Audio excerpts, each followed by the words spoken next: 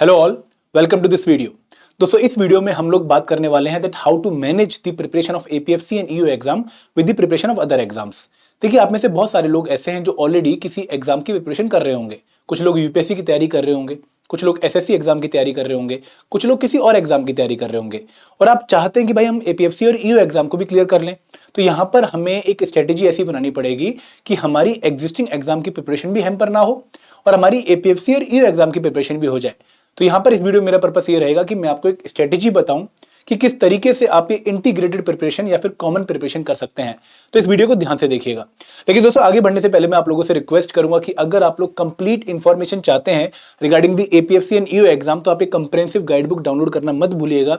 इसमें वो सारी इंफॉर्मेशन है जो आप लोगों को चाहिए इस एग्जाम को क्वालिफाई करने के लिए। फॉर एग्जाम्पल कि एग्जाम का पैटर्न क्या है, एग्जाम का सिलेबस क्या है, डिकोडेड सिलेबस क्या है, मोस्ट इंपॉर्टेंट टॉपिक्स क्या है, सारी इंफॉर्मेशन इस गाइड बुक में मिलेगी। तो ये गाइड बुक एब्सोल्युटली फ्री है, डिस्क्रिप्शन बॉक्स में लिंक दिया गया है, अपनी कॉपी पक्का डाउनलोड करिएगा। तो वापस आते हैं हमारी प्रेजेंटेशन पे, जहां पे हम बात करने वाले हैं कि किस तरीके से हमें मैनेज करनी है एपीएफसी और ईओ एग्जाम की preparation with the preparation of other exam. लेकिन इसमें आपको एक बात की क्लैरिटी होनी चाहिए कि एपीएफसी और ईओ एग्जाम की प्रिपरेशन कोई अलग अलग प्रिपरेशन नहीं है। तो हम हमेशा कहते हैं कि भाई इन एग्जाम्स की प्रिपरेशन इंटीग्रेटेड प्रिपरेशन के थ्रू करनी चाहिए, क्योंकि अगर आप लोग एपीएफसी एग्जाम के लिए प्रिपेयर कर रहे हैं तो आप लोग ऑटोमेटिकली प्रिपेयर हो रहे हैं फॉर द ईओ एग्जाम, क्योंकि एपीएफसी एग्जाम का जो सिलेबस है वो एक बड़ा सेट है जिसके अंदर ईओ एग्जाम का सिलेबस ऑटोमेटिकली आता है। तो आप लोगों ने ये टेंशन नहीं लेनी कि मुझे एपीएफसी की अलग तैयारी करनी है, ईओ की तैयारी अलग करनी है, दोनों की सिंगल तैयारी करनी है। लेकिन अब क्वेश्चन ये है कि हम जो ऑलरेडी एग्जाम प्रिपेयर कर रहे हैं, फॉर एग्जाम्पल हम यूपीएससी एग्जाम प्रिपेयर कर रहे हैं, तो हमें उसकी प्रिपरेशन के साथ इस प्रिपरेशन को किस तरीके से मैच करना है, इंटीग्रेट करना है। तो जब भी हम ये क्वेश्चन हमारे दिमाग में आता है कि भाई हाउ टू मैनेज, तो सबसे पहले मैं आप लोगों के माइंड में क्लैरिटी जो है लाना चाहूंगा कि भाई आपका गोल क्या है, आप कौन कौन से एग्जाम्स को टारगेट करने की सोच रहे हैं या फिर टारगेट कर रहे हैं। फॉर एग्जाम्पल अगर मैं एक नॉर्मल एस्पिरेंट की बात करूं जो यूपीएससी एग्जाम की तैयारी कर रहा है, तो जब वो लिस्ट बनाएगा कि भाई मैं कौन कौन से एग्जाम्स को देना चाहता हूं या फिर दे रहा हूं या फिर जिनके लिए प्रिपेयर कर रहा हूं, उनमें सबसे ऊपर उसका यूपीएससी एग्जाम आएगा, UPSC civil service examination. Then उसके नीचे उसका स्टेट सिविल सर्विस एग्जामिनेशन आ सकता है। देन उसके नीचे कोई और रिक्रूटमेंट टेस्ट जो यूपीएससी कंडक्ट करता है वो आ सकता है। देन उसके नीचे आपका सीएपीएफ सीडीएस ये एग्जाम आ सकते हैं। तो आप लोगों की एक लिस्ट बन जाएगी और उसको आप प्रायोरिटी वाइज बनाइए कि भाई टॉप मोस्ट प्रायोरिटी क्या है, कौन सा ऐसा एग्जाम है जिसको आप सबसे ज्यादा चाहते हैं कि वो मेरा क्लियर हो जाए, जिसके लिए आप सबसे ज्यादा मेहनत करने की सोच रहे हैं, तो वो आपकी प्रायोरिटी सेट करनी है आपने। तो वो आपने अगर प्रायोरिटी सेट कर ली है तो आप अपने टॉप वाले एग्जाम को नोट कर लीजिए। फॉर एग्जाम्पल अगर किसी एस्पिरेंट का top most priority UPSC civil service examination है तो वो टॉप पे आ जाएगी। किसी के लिए एसएससी सीजीएल होगी, किसी के लिए priority RBI grade B examination होगी, किसी के लिए ये प्रायोरिटी नबार्ड ग्रेड एग्जामिनेशन हो सकती है। तो सबकी प्रायोरिटी अलग अलग हो सकती है, तो आपने वो प्रायोरिटी नोट करनी है, टॉप मोस्ट प्रायोरिटी। उसके बाद दोस्तों आप लोगों ने ये चेक करना है कि भाई जो मैं एग्जाम प्रिपेयर कर रहा हूं और जो मैं और एग्जाम एक और प्रिपेयर करना चाहता हूं, क्या उनके बीच में कोई सिमिलरिटी या फिर कोई ओवरलैपिंग है, किस तरीके से कंप्लीमेंट हो सकती है दोनों प्रिपरेशन। तो ये बहुत इंपॉर्टेंट पॉइंट है। आप लोगों को ये आइडेंटिफाई करना पड़ेगा कि क्या मैं जो एग्जाम ऑलरेडी प्रिपेयर कर रहा हूं उसकी किसी पर्टिकुलर पार्ट ऑफ प्रिपरेशन को यूटिलाइज कर सकता हूं मेरी एपीएफसी और ये एग्जाम की प्रिपरेशन में। ये ओवरलैपिंग चेक करनी है और उसके बाद आपको देखना है कि भाई ये जो ओवरलैपिंग है ये किस तरीके से मेरे ओवरऑल प्लान में फिट बैठेगी, मतलब मुझे क्या और एक्स्ट्रा स्ट्रेटेजी बनानी पड़ेगी दोनों एग्जाम्स को टारगेट करने में, और फिर आप अपनी प्रायोरिटी के हिसाब से प्रिपरेशन करिए। मैं अगेन इस चीज को अच्छे से क्लैरिफाई करता हूं। तो फॉर एग्जांपल अगर आप लोग ऑलरेडी यूपीएससी एग्जाम की तैयारी कर रहे हैं और आप लोग ईओ एग्जाम की प्रिपरेशन भी करना चाहते हैं, तो यूपीएससी एग्जाम की प्रिपरेशन में आप ऑलरेडी बहुत सारे कंपोनेंट्स प्रिपेयर कर रहे हैं। फॉर एग्जांपल आप लोग history and culture of India prepare कर रहे होंगे, आप लोगों ने मॉडर्न हिस्ट्री प्रिपेयर कर ली होगी, आप लोगों ने एंशिएंट मिडिवल हिस्ट्री प्रिपेयर कर ली होगी, आप लोगों ने इंडियन कल्चर एंड हेरिटेज वाला जो पोर्शन है वो प्रिपेयर कर लिया होगा, आप लोगों ने इंडियन पॉलिटी प्रिपेयर कर ली होगी, आप लोगों ने इंडियन इकोनॉमी प्रिपेयर कर ली होगी, साइंस प्रिपेयर कर ली होगी। दोस्तों ये सारे कंपोनेंट्स जिनके मैंने अभी नाम लिए, ये एपीएफसी एग्जाम में भी एज सच कंटेंट जो है इनका आता है एग्जाम में। तो यहां पर जो कॉमन कंपोनेंट है Indian polity governance, Indian economy, geography environment जो कि पीडीजी में आपकी हेल्प करती है, general science, freedom movement, Indian culture और सबसे important current affairs along with QRE. तो इंग्लिश का मैं बहुत ज्यादा ओवरलैपिंग नहीं बोलूंगा, लेकिन क्वांट एंड रीजनिंग आपकी एज सच यूटिलाइज होती है इन दी एपीएफसी एग्जामिनेशन। और उससे भी इंपॉर्टेंट बात की जो आप जितनी भी स्कीम्स पढ़ते हो गवर्नमेंट की, फॉर एग्जांपल आप में से मुझे नहीं लगता कि अगर बच्चा यूपीएससी की तैयारी करे तो उसने अटल पेंशन योजना के बारे में नहीं सुना होगा, उसने नेशनल पेंशन स्कीम के बारे में नहीं सुना होगा, उसने बेटी बचाओ बेटी पढ़ाओ के बारे में नहीं सुना होगा। दोस्तों सारी स्कीम सोशल सिक्योरिटी स्कीम्स का पार्ट है और ये एपीएफसी एग्जाम के सिलेबस का भी पार्ट है। तो यूपीएससी एग्जाम की प्रिपरेशन आप लोगों ने टॉप मोस्ट प्रायोरिटी रख ली, आपकी सेकंड प्रायोरिटी में एपीएफसी एंड ईओ आ गया।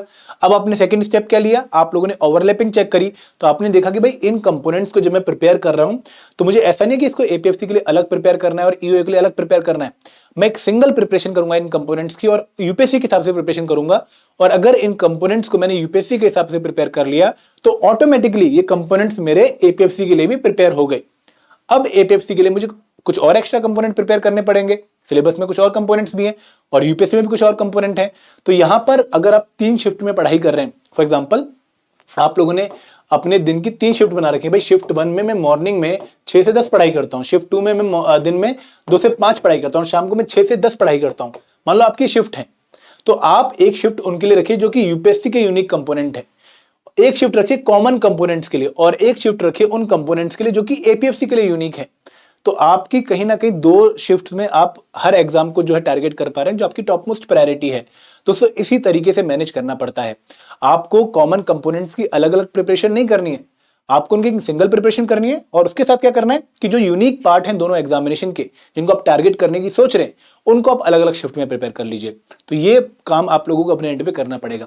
तो अगर मैं एसएससी एग्जाम की बात करूं तो एसएससी और जो हमारा एपीएफसी एग्जामिनेशन है फिर ईओ एग्जामिनेशन है, मैं अगेन यहाँ पर एपीएफसी की बात इसलिए करता हूं क्योंकि एपीएफसी अगर आप प्रिपेयर हो रहे हैं तो आप ईओ के लिए ऑटोमेटिकली प्रिपेयर हो रहे हैं। तो जब मैं एसएससी का सिलेबस देखता हूं तो उसमें मुझे ऐसा लगता है कि सारा सिलेबस एसएससी का कहीं ना कहीं ओवरलैप करता है विद द एपीएफसी एग्जामिनेशन। लेकिन यहां पर एक बहुत इंपॉर्टेंट कैच है, तो यूपीएससी एग्जाम की जो प्रिपरेशन कर रहा है वो कहीं ना कहीं यूपीएससी के द्वारा कंडक्ट कराए जाने वाले पेपर और उनमें जो क्वेश्चन पूछे जाते हैं उनसे थोड़ा अवगत है, उनकी इन्फॉर्मेशन उससे, क्योंकि UPSC is one of the difficult examination, civil service examination सबसे डिफिकल्ट है और वहां पर आपने क्वेश्चन टाइप देख लिए हैं और वैसा ही क्वेश्चन पेपर का स्टाइल आपको एपीएफसी और ईओ में भी देखने को मिलेगा।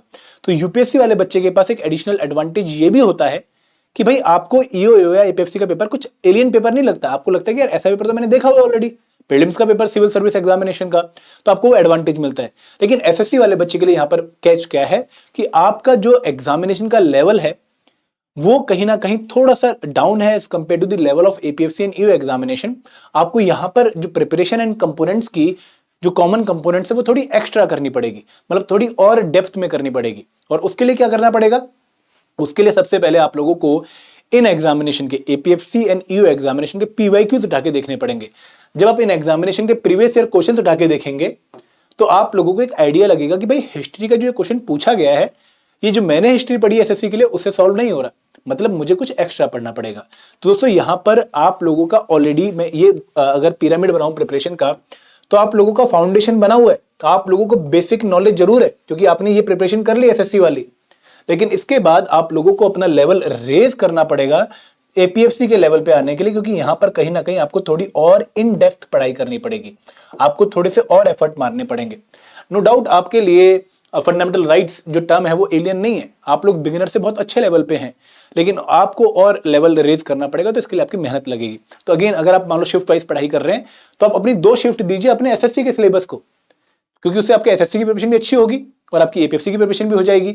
और यहां पर एक कॉमन शिफ्ट रखिए, मतलब थर्ड शिफ्ट रखिए फॉर एपीएफसी यूनिक कंपोनेंट्स, ताकि आप इनके लिए भी प्रिपेयर करते रहें।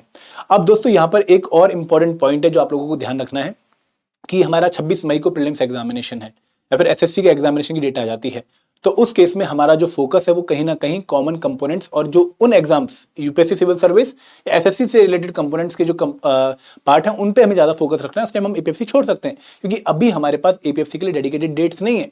तो यहां पर हम अपनी प्रायोरिटी हाई किसको देंगे, जो एग्जामिनेशन की डेट आ रखी है, ठीक है। तो ये आप इंपॉर्टेंट पॉइंट ध्यान रखिएगा पक्का। तो keep preparing for the top priority exam, जिनकी डेट आ रखी है, जो एग्जाम बिल्कुल लेटेस्ट होने वाले हैं, उन पे आपकी हाईएस्ट प्रायोरिटी होनी चाहिए, उनको आपको बिल्कुल भी डाइल्यूट नहीं करना है। और उसके अलावा आप एक्स्ट्रा 2 आवर्स पर डे दीजिए for the unique component of APFC examination, ताकि आपको ये फील ना हो कि भाई मैं एपीएफसी छोड़ चुका हूं, आप एकदम जो है एक टच में बने रहें with the APFC exam preparation. And again दोस्तों this is the most important point, don't wait for the notification to start your preparation. Notification की वेट नहीं करनी है, आपको नोटिफिकेशन पे रेडी रखना है खुद को कि मैं एग्जाम के लिए रेडी हूं। और दोस्तों वो कब रेडी होंगे, जब प्रिपरेशन अर्ली स्टार्ट करोगे। तो इसके लिए हमने कोर्स भी लॉन्च कर रखा है डेडिकेटेड, आप लोग डिस्क्रिप्शन में आके कोर्स जो है देख भी सकते हैं। एक कंप्रेहेंसिव मास्टर कोर्स लॉन्च किया गया है जहां पर आप लोगों को हर एक कंपोनेंट को कवर करवाया गया है। आपके पास कंसेप्ट क्लासेस होंगी हर एक कंपोनेंट की, आपके पास नोट्स होंगे, आपके पास क्विजेज होंगे, chapter wise full length test है आपके पास, प्रीवियस से पेपर्स हैं सॉल्व्ड, तो आप वो कोर्स देख सकते हैं, डिस्क्रिप्शन बॉक्स में लिंक दिया गया है। एंड दोस्तों प्रैक्टिस, इन एग्जाम्स में टाइम मैनेजमेंट के साथ साथ आप लोगों का जो मोटिवेशन लेवल है, आप लोगों का जो एंजाइटी लेवल कंट्रोल करने का तरीका है, वो भी बहुत मैटर करता है। तो जितनी प्रैक्टिस आप करोगे, क्वालिटी प्रैक्टिस आप करोगे, उतना एडवांटेज आप लोगों को मिलेगा। तो दिस वाज द स्ट्रेटेजी जो मैं आप लोगों को बताना चाहता हूं कि भाई कोई ज्यादा टेंशन मत लीजिए, कोई बहुत बड़े बड़े वो नहीं है स्ट्रेटेजी के पिलर्स की आपको भाई एपीएफसी के लिए ये करना पड़ेगा, ईओ के लिए ये करना पड़ेगा और यूपीएससी के लिए ये करना पड़ेगा। आप लोग अपनी यूपीएससी की प्रिपरेशन पे फोकस करिए और देख लीजिए कि भाई यूपीएससी की प्रिपरेशन से आपके एपीएफसी के कौन से काम सॉल्व हो रहे हैं, ईओ के कौन से काम सॉल्व हो रहे हैं, और फिर जो यूनिक कंपोनेंट वो डेली 2 घंटे एक्स्ट्रा दीजिए। मार्च के महीने में दे सकते हैं, अप्रैल के हाफ मंथ तक दे सकते हैं। उसके बाद अपनी यूपीएससी की प्रिपरेशन में चले जाइए और प्रीलिम्स के बाद दोबारा आ जाइए इस प्रिपरेशन में। तो ये मैनेजमेंट आप लोगों को करनी पड़ेगी, कोई अलग अलग प्रिपरेशन नहीं है कॉमन कंपोनेंट्स की, सिंगल प्रिपरेशन है। आई होप ये वीडियो आपको क्लैरिटी देगी। अगर फिर भी किसी दोस्त का कोई डाउट है, कोई मन में आपके शंका है, तो आप लोगों के पास कमेंट सेक्शन है, आप लोगों के पास hello@edutap.co.in की जो है ईमेल आईडी है, और आप लोगों का हमारा नंबर है 8146207241। आप कभी भी अपना डाउट रिजॉल्व करवा सकते हैं। This is all from my side. Thank you very much. जय हिंद, जय भारत।